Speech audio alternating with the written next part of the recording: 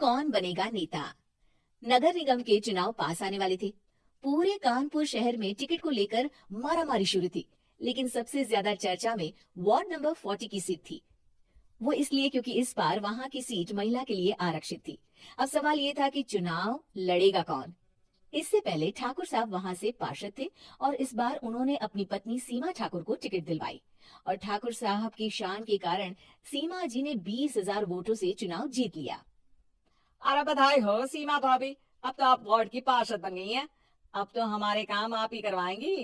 अरे ये तो सिर्फ नाम की पार्षद बनी है, वो तो महिला सीट आ गई, वरना पार्षद तो मुझे ही बनना था।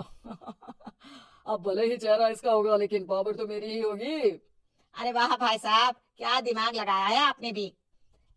आइए आप लोग, खाना लगा दिया है सबके लिए। सीमा जी पार्षद बन चुकी थी, फिर भी उनकी एक ना चलती। सारे काम ठाकुर साहब खुद ही संभाल लेते और जहाँ जरूरत पड़ती वहाँ सीमा जी का अंगूठा लगवा लेते। सीमा जी ज्यादा पढ़ी लिखी भी नहीं थी। एक दिन ठाकुर साहब और सीमा एक प्रोग्राम में जाते हैं।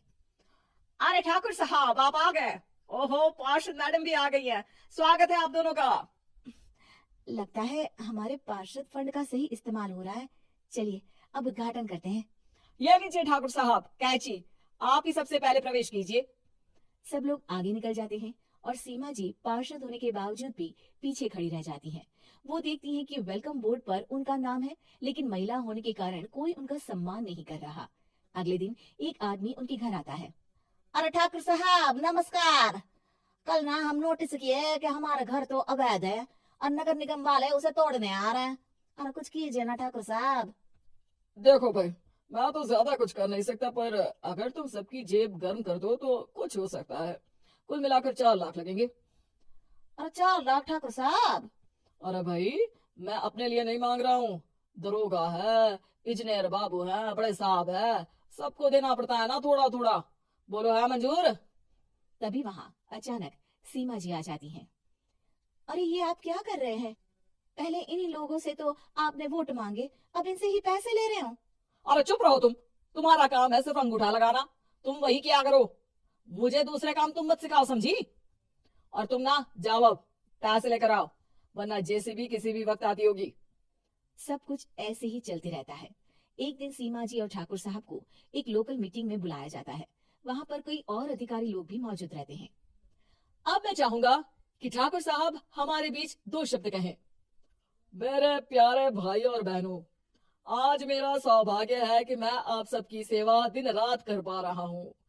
आपने मेरी पत्नी को भारी मतों से जिताया है, इसलिए मैं आप सभी का शुक्रगुजार हूँ। मैं आप सबसे वादा करता हूँ कि हमेशा की तरह हमारे वार्ड में किसी को कोई तकलीफ नहीं आने दूंगा। सभी लोग तालियां बजाने लगते हैं। अब मैं माननीय पार्षद मैडम को स्टेज पे बुलाना चाहूंगा। अपने नाम को बुलाया सुनकर सीमा जी एकदम चौंक जाती है। उन्हें बिल्कुल उम्मीद नहीं थी कि इतनी बड़ी जगह उन्हें मंच पर बुलाया जाएगा। जैसे तैसे वो मंच पर चढ़ती हैं।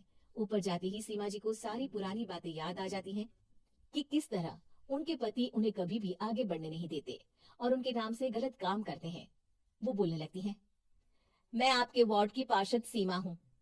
आप में से बहुत कम लोग ही मुझे जानते होंगे, क्योंकि इससे पहले मुझे कभी ऐसा मौका ही नहीं मिला। सारे मौके मेरे पार्षद पति यानी आपके ठाकुर साहब ही लेते रहे, लेकिन आज ये मौका मुझे मिला है तो मैं इसे ऐसे ही नहीं जाने दूंगी। मैं आपको ये बताना चाहती हूँ कि आपके ठाकुर साहब मेरे नाम की आड़ में गैर कानूनी काम करते हैं, जिस पर अंगूठों के निशान मेरे होते थे। इसीलिए मैं अपनी गलती मानती हूँ और आज अपने पद से इस्तीफा देती हूँ, ताकि आगे से कोई गलत काम ना हो पाए।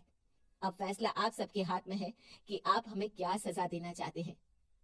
सीमा जी की बातें सुनकर ठाकुर साहब के चेहरे का रंग उड़ जाता है और वो शर्म से मुंह नीचा करके वहां से चले जाते हैं और पद से इस्तीफा देकर ही सही सीमा जी अपने आप में आत्मविश्वास महसूस करती हैं।